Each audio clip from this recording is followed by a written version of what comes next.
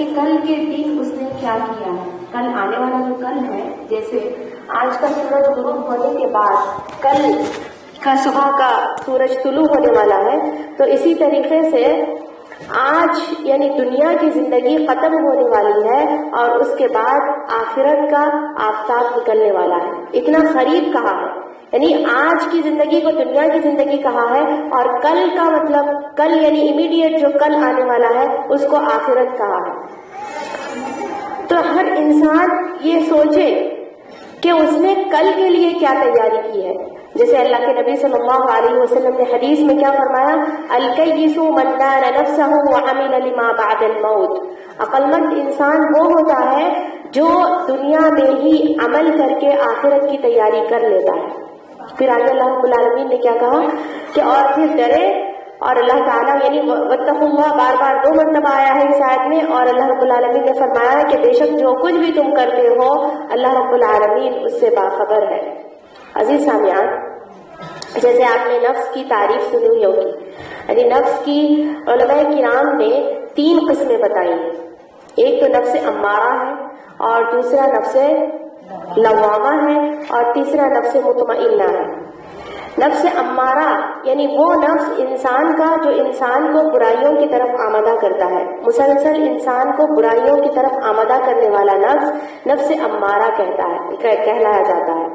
جیسے آپ 13واں پارہ پڑھیں گے تو شروعات میں جو آیت آئی ہے تو یہ یوسف علیہ السلام کا جملہ ہے یا عزیز مصر کا جملہ ہے، اختلاف کے ساتھ یہ بتایا گیا ہے کہ وما ابرئ نفسی ان النفس لامارۃ بالسوء، کہ میں اپنے نفس کو بری قرار دیتا ہوں۔ کیوں؟ اس لیے کہ نفس امارہ جو نفس ہے، الف سے ہے، عین سے نہیں، الف سے امارہ، تو نفس امارہ یہ وہ نفس ہے جو انسان کو برائیوں کی طرف آمادہ کرتا ہے۔ تو معلوم یہ ہوا کہ انسان کو نفس امارہ سے بچنا چاہیے۔ اور دوسری قسم جو بتائی گئی ہے نفس لوامہ، جیسے کوئی انسان گناہ کا کام کرتا ہے تو اس کا نفس اس کو ملامت کرتا ہے، جیسے کہ سورۃ البلد میں آیا ہے لا اقسم بیوم القیامہ ولا اقسم بالنفس اللوامہ، سورۃ قیامہ کی آیت ہے کہ میں نفس لوامہ کی جو قسم کھائی گئی ہے، یعنی نفس لوامہ وہ نفس ہے جو انسان گناہوں کا کام کرتا ہے تو اس کا جو دل ہے، اس کا جو نفس ہے وہ ملامت کرتا ہے، دل نہیں کہیں گے نفس کہیں گے، نفس ملامت کرتا ہے۔ اور ایک نفس ہے تیسری قسم جو بتائی گئی ہے وہ نفس مطمئنہ ہے۔ نفس مطمئنہ یہ اصل مقصود اور مطلوب نفس ہے، یعنی یہ نفس ہونا چاہیے، نفس مطمئنہ ہر انسان کا، ہر مسلمان کا نفس ہونا چاہیے۔ اللہ کے نبی صلی اللہ علیہ وسلم نے نفس مطمئنہ کی بہترین تعریف کی ہے اور ایک دعا سکھلائی ہے، وہ دعا مجھے اور آپ کو یاد رہنا چاہیے اور ہم اس کو پڑھتے رہنا چاہیے۔ نفس مطمئنہ، نفس مطمئنہ یعنی وہ نفس ہے، اس میں وہ کوالٹیز بتائی گئی ہیں، اگر کسی کے اندر یہ 3 چیزیں اس میں بتائی ہیں اور یہ 3 چیزیں اگر ہوں گی تو گویا کہ وہ انسان کے اندر نفس مطمئنہ ہے، یعنی اس کا نفس نفس مطمئنہ ہے۔ کیا ہے وہ؟ کہ اللہم انی اسألک نفسا بک مطمئنہ، اے اللہ میں تجھ سے نفس مطمئنہ مانگتی ہوں، یعنی میرے نفس کو نفس مطمئنہ بنا دے۔ اور وہ نفس کیا ہوتا ہے؟ تؤمن بلقائک، اللہ رب العالمین کی ملاقات پر ایمان لاتا ہے۔ ہم سب کا ایمان ہے نا کہ ایک نہ ایک دن ہم کو اللہ رب العالمین سے ملنا ہے اور دنیا کی زندگی ختم ہونے والی ہے، اور پھر آگے جو کچھ بھی ہم نے کیا ہے اس کا ہم کو جواب دینا ہے اور اللہ تعالیٰ کے سامنے ہر انسان کو حاضر ہونا ہے۔ یہ ایمانیات کی قسموں میں سے کون سی قسم ہوئی؟ 5ویں نمبر پر آمنت باللہ وملائکتہ وکتبہ ورسلہ والیوم الآخر، آخرت کے دن پر ایمان لانا۔ ہمارا ایمانیات یعنی جو ایمان کی قسمیں ہیں، 6 قسمیں ہیں، ان سب کا تعلق غیبیات سے ہے۔ غیبیات یعنی انسین، جس کو ہم نے دیکھا نہیں ہے لیکن اس پر کامل ایمان ہے۔ ایک مسلمان مومن ہونے کے ناطے ہمیں کامل ایمان ہونا چاہیے کہ اللہ رب العالمین کے پاس ہم کو ملنا ہے، یعنی اللہ رب العالمین کے سامنے ہمیں حاضر ہونا ہے، کھڑے ہونا ہے. تو یہ نفس مطمئنہ کی پہلی کوالٹی ہو گئی، یعنی پہلی بات ہو گئی کہ نفس مطمئنہ کی خصوصیت میں یہ شامل ہے کہ وہ چاہے مرد ہو کہ عورت ہو، اس کا ایمان اس بات پر ہوتا ہے کہ آخرت کے دن اللہ رب العالمین کے سامنے کھڑے ہونا ہے اور ملنا ہے. اور دوسرا یہ بتایا کہ اللہم انی اسألک نفسا بک مطمئنہ تؤمن بلقائک وترضی بقضائک. اللہ رب العالمین کے فیصلوں پر راضی ہوتا ہے. نفس مطمئنہ اللہ کے فیصلوں پر راضی ہوتا ہے. جیسے عزیز سامعین، آپ سب جانتے ہیں ہم یہاں پر اکٹھے ہوئے ہیں، اور پھر یہ بھی بات جانتے ہیں کہ چند دن پہلے یہاں کے یہی علاقے میں بہت زیادہ سیلاب آیا تھا. ٹھیک ہے، تو کئی لوگوں نے اس پر صبر کیا، کئی لوگ ہو سکتا ہے اپنی قسمت کو کوسے ہوں گے. تو یہ نفس مطمئنہ وہ نفس ہے جو اللہ کے فیصلوں پر راضی ہوتا ہے. وَتَرْضَى بِقَضَائِكَ، اللہ رب العالمین نے جو فیصلے کیا ہے، اللہ رب العالمین نے جو تقدیر لکھی ہے انسان کی تقدیر بہت پہلے لکھ دی گئی نا، یعنی آسمان اور زمین کی 50,000 سال پہلے لکھ دی گئی ہے. تو یہ نفس مطمئنہ ایسا نفس ہوتا ہے کہ اتنا یعنی مطمئن ہر طریقے سے اللہ کے فیصلوں پر راضی ہوتا ہے. کوئی حادثہ ہوتا ہے انسان کے ساتھ، بہت ساری چیزیں ہو جاتی ہیں، دنیا کی زندگی ملتی جلتی ہے، ایسا نہیں کہ انسان کو خوشیاں ملے. تو اللہ رب العالمین آزمائش کے طور پر یہ ساری چیزیں رکھا ہے. تو اس وقت وہ نفس ایسا نفس ہوتا ہے کہ اللہ کے فیصلوں پر راضی ہوتا ہے. سبحان اللہ. اور ایک کوالٹی جو بتائی گئی ہے وَتَقْنَعُ بِعَطَائِكَ، اللہ رب العالمین نے اس کو جتنا دیا ہے اس میں قناعت کرتا ہے. ایسا نہیں کہ کوئی کسی کے پاس بہت زیادہ مال و دولت ہے تو وہ عورت اپنے شوہر سے کہہ رہی ہے کہ دیکھو وہ کیسا کماتے ہیں، وہ کیسا لاتے ہیں، وہ کیسا کھلاتے ہیں. تو ایسا نہیں ہے عزیز سامعین، بلکہ نفس مطمئنہ کی جو تیسری کوالٹی بتائی گئی ہے، خصوصیت بتائی گئی ہے، وہ یہ ہے کہ وہ جو کچھ بھی اللہ نے اسے دیا ہے، کوشش کرتا ہے انسان، اس کے باوجود بھی اللہ رب العالمین اگر اس کے مقدر میں اتنی ہی روزی رکھتا ہے، قناعت کرتا ہے، ہر چیز میں قناعت کرتا ہے. تو یہ نفس مطمئنہ ہے. اور ایک بات یاد رکھیں کہ ایک مومن بندہ جو ہوتا ہے وہ اس کی خواہشیں ادھوری رہتی. ایسا نہیں کہ مومن ایک مومنہ کو یہ سوچنا چاہیے، مسلمہ کو، کہ ہماری ساری خواہشیں دنیا میں پوری ہو جائیں. دنیا میں پوری نہیں ہوتی ہے. ایک مومنانہ سوچ، ایک مومنانہ فکر یہی ہوتی ہے کہ اس کی بہت ساری خواہشیں انسان جب دنیا سے رخصت کرتا ہے تو وہ ادھوری رہتی ہے. کہاں جا کے پوری ہوگی؟ انشاءاللہ جنت میں جا کے پوری ہوگی. تو یہ میرا اور آپ کا ایمان ہونا چاہیے، یہ عقیدہ ہونا چاہیے کہ اللہ رب العالمین ہمارے نفس کو نفس مطمئنہ بنائے اور ان خصوصیات کا حامل بنائے، اور میری اور آپ کی جو خواہشات ہیں وہ جنت میں جا کے انشاءاللہ پوری ہو.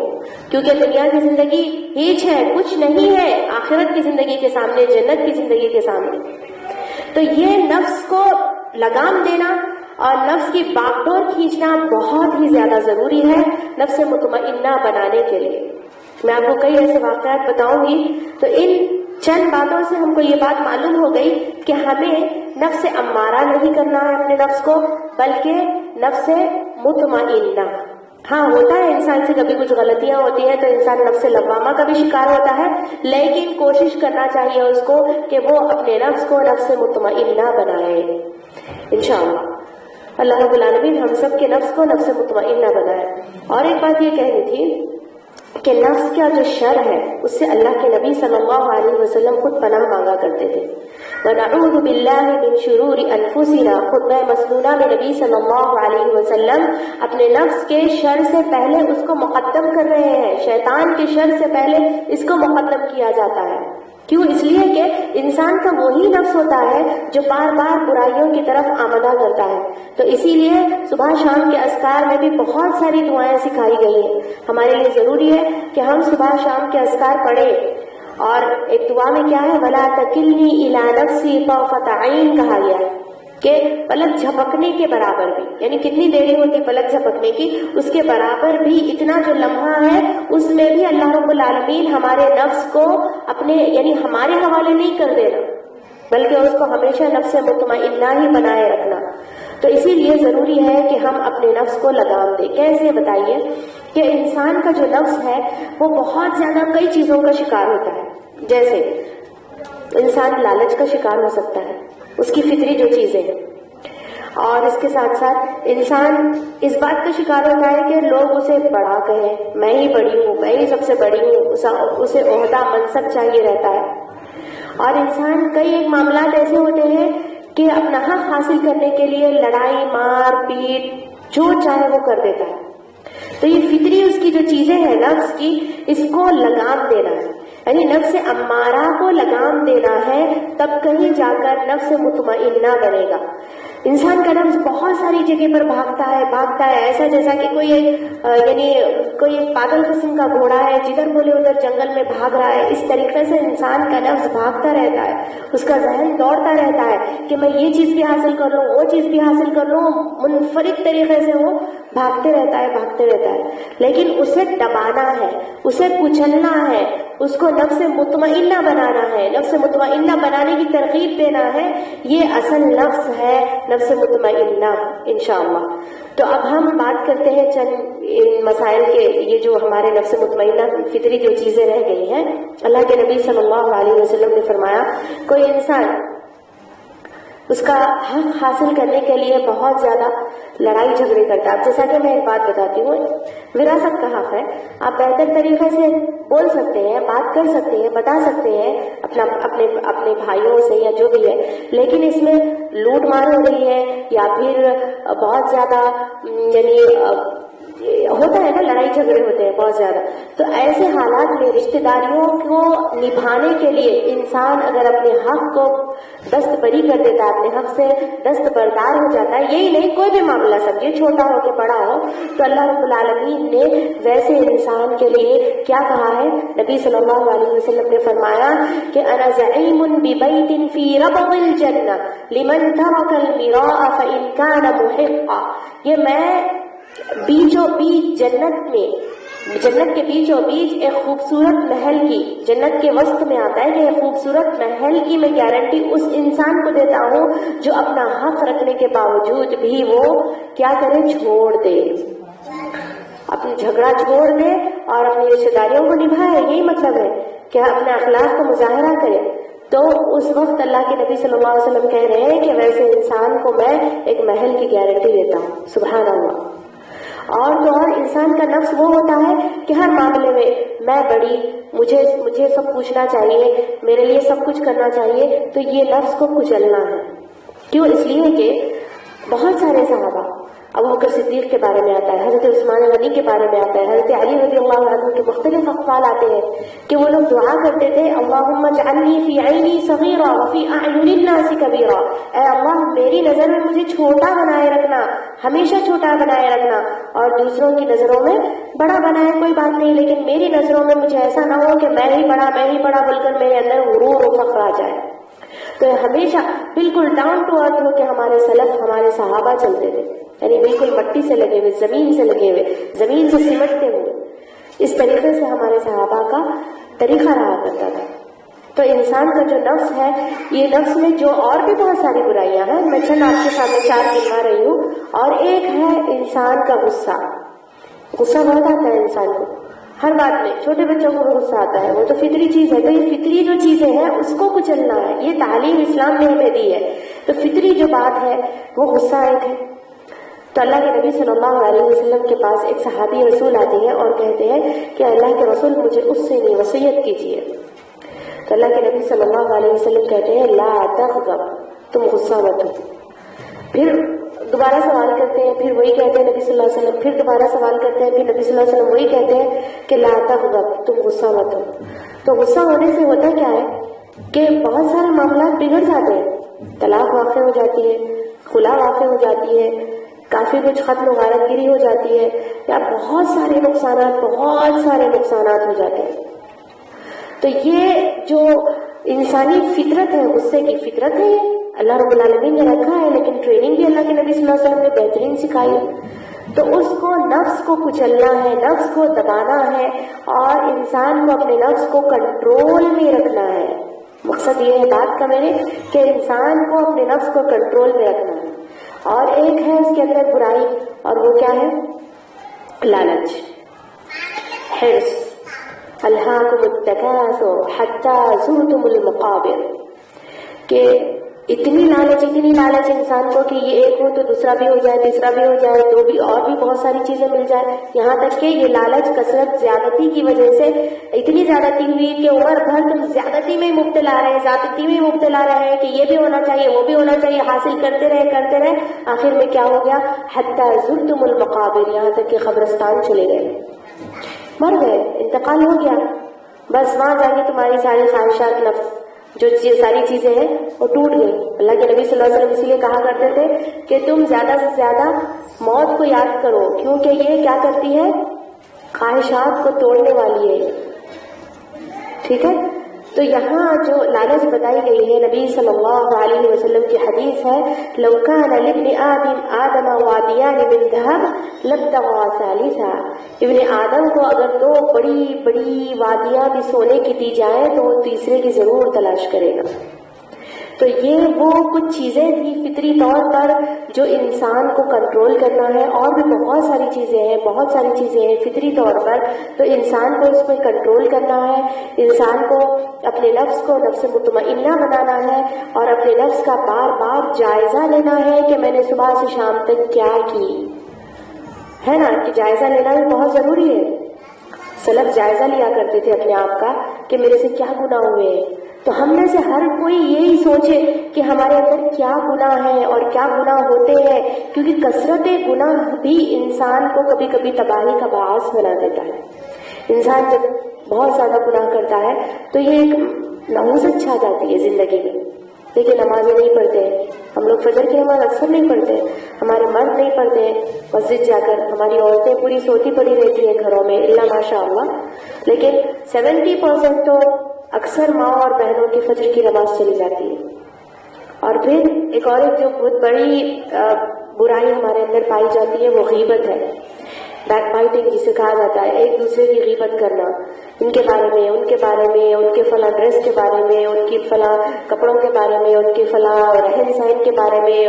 بس یہی سب چیزیں ہماری زندگی میں ہو گئی ہیں، اور ہمارے بچے کدھر ہو گئے ہیں، ہماری عورتیں کدھر ہو گئی ہیں، ہمارے نوجوان طبقہ کدھر ہو گیا ہے. یہ ساری چیزیں بگاڑ ہے یہ ساری گناہوں میں پڑنے کا. گناہوں کی جب کثرت ہوتی ہے تو انسان کی زندگی میں نحوست آتی ہے. اللہ تعالیٰ بڑی بڑی بیماریوں میں، بڑی بڑی آزمائشوں میں، بہت ساری چیزوں میں اللہ تعالیٰ مبتلا کر دیتا ہے. انسان یہ نہیں چاہتا کہ وہ اپنے آپ کا جائزہ لے، میرے اندر کیا خامیاں ہیں، کیا خرابیاں ہیں. فرائض کی پابندی نہیں کرتا ہے انسان. جتنے فرائض ہیں وہ تو کرنا چاہیے، وہ کمپلسری ہوتا ہے. فرض یعنی کمپلسری وہ ساری چیزیں جو اللہ رب العالمین نے مبادیات جو رکھی ہیں، اسلام کے فنڈامنٹلز جو ہیں، بنیادی طور پر جو چیزیں شامل ہیں وہ نہیں، بلکہ ہم گناہوں کا بھی شکار ہوتے ہیں، کبائر گناہ بھی کرتے جاتے ہیں. کبائر گناہ سے بچنا بہت ضروری ہے. کبائر گناہ کیا ہے؟ بڑے بڑے گناہ، یعنی ایسے گناہ جو کہ انسان اگر اس کو نہیں کرتا ہے تب بھی اس کو ثواب لکھا جاتا ہے. معلوم ہے نا یہ بات کہ اگر جیسے کہ ہم سود نہیں لیتے ہیں، موقع آ رہے ہیں لیکن ہم سود نہیں لے رہے، رشوت نہیں لے رہے، تو الحمدللہ اس سے بچتے ہیں تو اس کا بھی اللہ تعالیٰ نیکی و ثواب دیتا ہے. تو یہ انسان کا دائرہ ہونا چاہیے. جیسے میں نے ابھی بتایا آپ کو کہ بفعل المأمورات وترک المنکرات. انسان تقوی کی زندگی گزارنے کا مطلب یہ ہے کہ بھلائی کے کام کرتا جائے. بفعل المأمورات، جو فرائض ہے، جو ساری چیزیں اللہ رب العالمین نے اس کے لیے کمپلسری رکھی ہے، اور وترک المنکرات، اور برائیوں سے بچتا جائے، کبائر سے بچتا جائے. یہ بہت زیادہ ضروری ہے. عزیز سامعین، انشاءاللہ ہم دعا کرتے ہیں کہ اللہ تعالیٰ ہمیں اپنے نفس کا محاسبہ کرنے والا بنائے. جیسا کہ حضرت ابوبکر صدیق کے بارے میں آتا ہے اور حضرت علی رضی اللہ عنہ کے بارے میں آتا ہے، کہتے تھے تنکے کو اٹھا کے زمین سے کہ کاش اگر میں تنکا ہوتا تو مجھ سے اللہ رب العالمین سوال نہیں کرتا. سوال کے جواب دینے کے ڈر سے ہمارے سلف بہت زیادہ کانپتے تھے، بہت زیادہ خشیت طاری ہوتی تھی. یہاں تک کہ آپ کو امرأ غامدیہ کا واقعہ معلوم ہے، ہم سبوں کو، ہم سب بیانات میں سنتے ہیں. قبیلہ غامدیہ کی ایک عورت، دیکھیے طبقات ہوتے ہیں صحابہ میں بھی، ابوبکر صدیق ہے، حضرت عمر رضی اللہ عنہ ہے، عثمان غنی ہے، یہ سب کے طبقات ہیں. طبقات جو ہیں لیولز ہیں ان کے، تو اس میں جو سب سے یعنی ادنا درجے کی جو صحابیہ تھی ہماری، وہ کون تھی؟ امرأہ غامدیہ کی عورت تھی، قبیلہ غامدیہ قبیلہ ہے، اس کی خاتون تھی، اس سے زنا کا ارتکاب ہوا تو اس نے کیا کی؟ اللہ کے نبی صلی اللہ علیہ وسلم کے پاس کیسے بار بار آ کر بول رہی تھی، کیسے بار بار آ کر بول رہی تھی. یہاں پر انسان دنیا کی بہائی کے کام کرتا ہے، دنیا کے سارے کام کرتا ہے، لیکن پھر بعد میں نارمل ہو جاتی ہے وہ زندگی. اس کو خوف تھا 2 سال تک، وہ اس کو ایک مرتبہ وہ اس کا زنا کا کام ہوا تو اس نے 2 سال تک نبی صلی اللہ علیہ وسلم کے پاس بار بار یہاں پر واقعہ میں دہراؤں گی نہیں، لیکن سوچئے اس بارے میں بہت بڑی نصیحت ہے کہ بار بار وہ آ رہی ہے، بار بار آ کے کہہ رہی ہے اللہ کے نبی صلی اللہ علیہ وسلم سے کہ میرے لیے میرے اوپر جو حد جاری ہے وہ کر دیجئے کر دیجئے کر دیجئے. آخرکار حد جاری ہو گئی اور سنسار کیا گیا، پتھروں سے مارا گیا. ایک شادی شدہ زانی کی یہی سزا ہے کہ اس کو پتھروں سے مارا جاتا ہے اور پھر اس کو ہلاک کر دیا جاتا ہے اور اس کا انتقال ہو جاتا ہے. تو جب وہ اس کا خون کا خطرہ خالد بن ولید غالباً ان کے یعنی کپڑوں پر پڑتا ہے تو وہ کیا کہتے ہیں کہ کیسی عورت رہی ہوگی؟ تو اللہ کے نبی صلی اللہ علیہ وسلم کیا کہتے ہیں کہ یہ وہ عورت ہے لو قسمت 70، یعنی اگر یہ اس کے اہل مدینہ تھی لوسعتہم، کہ اہل مدینہ میں اگر اس کی توبہ کو سپریٹ بانٹا جائے تو بھی یعنی کم پڑ جائے گا.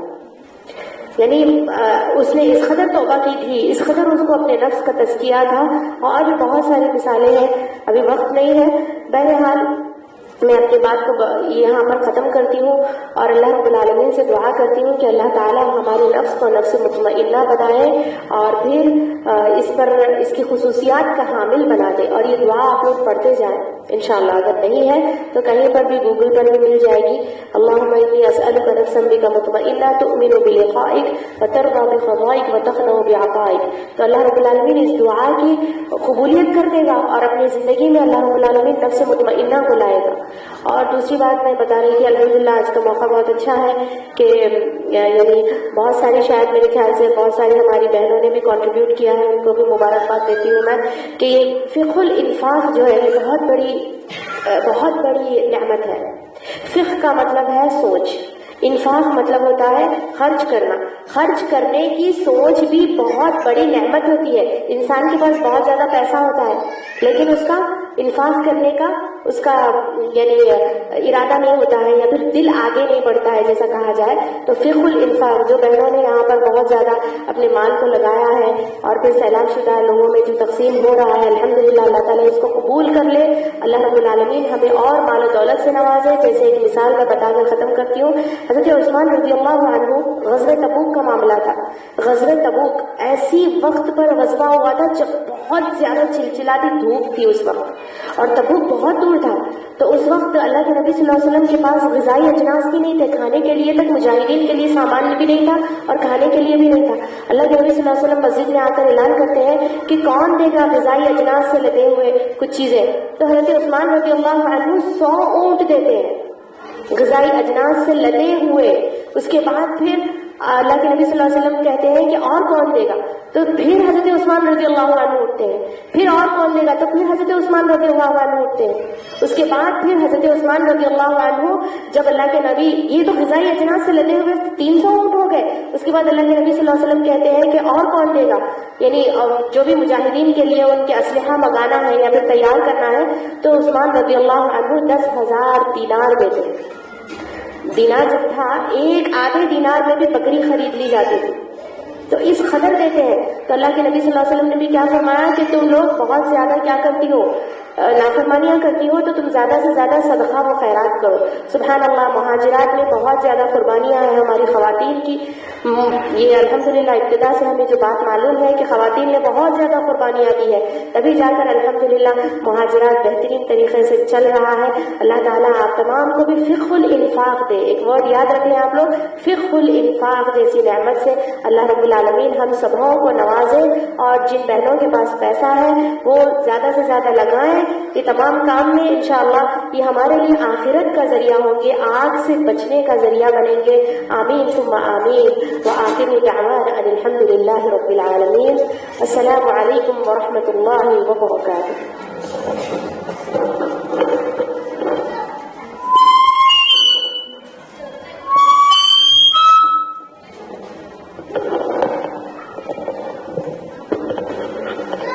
السلام علیکم، جزاک اللہ بالخیر وحسن الجزا، بارک اللہ فیک۔ الحمد للہ، اللہ تعالیٰ کا شکر احسان ہے کہ جو ہم نے ترتیب دی تھی عید الختم ہے۔ آپ میں سے خواتین، جو جتنی بھی خواتین جن کے یقیناً کیا ہے گھر بالکل بھی بکھر گئے اور جو ضرورت مند ہے، جن کو اللہ نے نوازا ہے اور ٹھیک ٹھاک ہو گئے ہیں فوری، وہ تھوڑا سا اللہ کو قربانی دیجیے۔ تو میں چاہتی ہوں کہ وہ آئیں اپنا کیا ہے جس کے بھی گھر متاثر ہوئے ہیں، ہم نے کیا ہے قرآن کا کچھ یعنی کہ بلینکٹس ہے اور کچھ یعنی کہ برقعے ہیں اور اناج کے پیک ہے، تو جو بھی ضرورت مند ہے وہ آئیں، یہاں سے نمبر لے کے میرے پاس نماز کے بعد کھانے کے بعد جاتے ترتیب سے کوآپریٹ کریے پلیز، آرام سے کیا ہے اپنا جو بھی ضرورت ہے، بچوں کے دودھ کے پیکٹ بھی ہے اور جن کے چھوٹے بالکل بچے ہیں۔ اور نیکسٹ انشاءاللہ یہاں ایک ٹیم بنے گی اور وہ ٹیم کی ہم سب ذمہ دار بنائیں گے۔ یہاں اولڈ سٹی میں بھی جو مستحق یعنی کہ کافی یعنی کہ مالدار لوگ ہیں، ان کو آپ لوگ رجوع کریے اور ان سے کلیکٹ کر کے پھر ایسے ہی کیا ہے مہینہ 15 دن میں یہ تقسیم کریں گے انشاءاللہ۔ نیکسٹ ہمارا جو مت رہے گا اس میں ہم ہیلتھ چیک اپ رکھیں گے۔ اب صرف ہیلتھ چیک اپ ہے، آپ لوگ دیکھ لیجیے اپنا وزن کے حساب سے کیا کس کو کتنا بڑھا ہوا ہے۔ نیکسٹ آپ کے میڈیسن بھی پرووائڈ ہوں گے، جنرل فزیشین ڈاکٹرس آئیں گے، آپ کا چیک اپ رہے گا، دانت کا چیک اپ رہے گا انشاءاللہ۔ کوشش کریں گے جس کو آئینک وغیرہ نہیں ہے وہ فری پرووائڈ کرنے کی کوشش کریں گے۔ بہرحال یہاں کی جو ٹیم رہے گی، جو پڑھی لکھی خواتین ہیں یہاں جو کام کر رہے تھے باغا نگر میں، وہ اٹھ کر اپنا نام لکھا ہے، وہ ایک ٹیم رہے گی اور دوسری ٹیم یہ کرے گی، ایک ٹیم تو ہماری آلریڈی ماشاءاللہ تو یہ شوقی میں اچھا ورک آؤٹ کر رہے ہیں، جو بھی وہاں سے ہو سکتا ہم لوگ لا کے ہمیں ڈاکٹر بھی کر رہے ہیں، تو یہ سلسلہ جاری رہے گا۔ اور جو خواتین ہیں وہ ان کی کیا ہے